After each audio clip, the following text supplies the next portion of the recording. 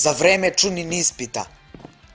Akatsuki lider dolazi u Konohu i sastaje se sa vođom Uchiha klana.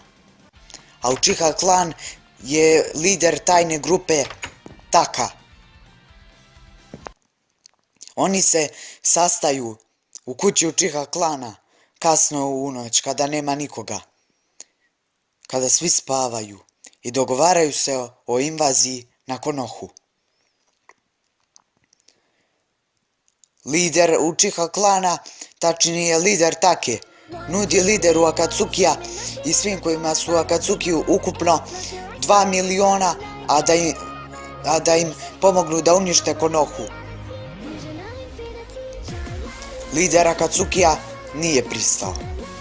Nakon toga, da ne bi nastao rat između njih, lider Take nudi 10 miliona da im naprave prolaz do Konohe,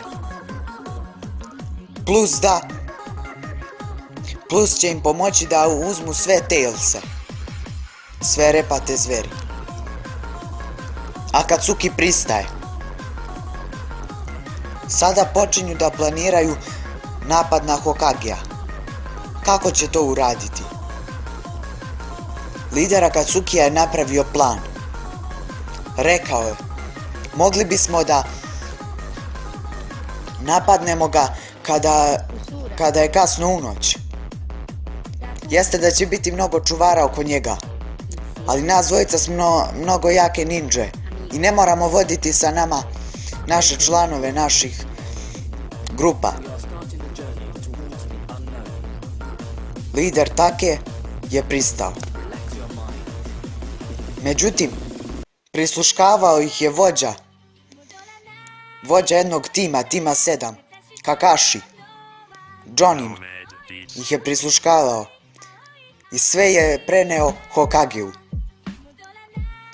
Hokage okuplja vojsku i počinju svi da se spremaju za prvi ninja rat.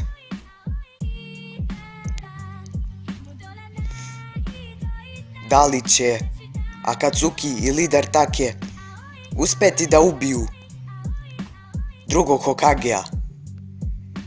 Da li će Hokage uspeti da se odbrani ili ne? Da li će Akatsuki i Taka uništiti selo Lišća? Vidjet ćemo.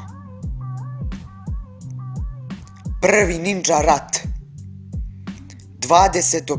maja 2017. 10 sati ujutru.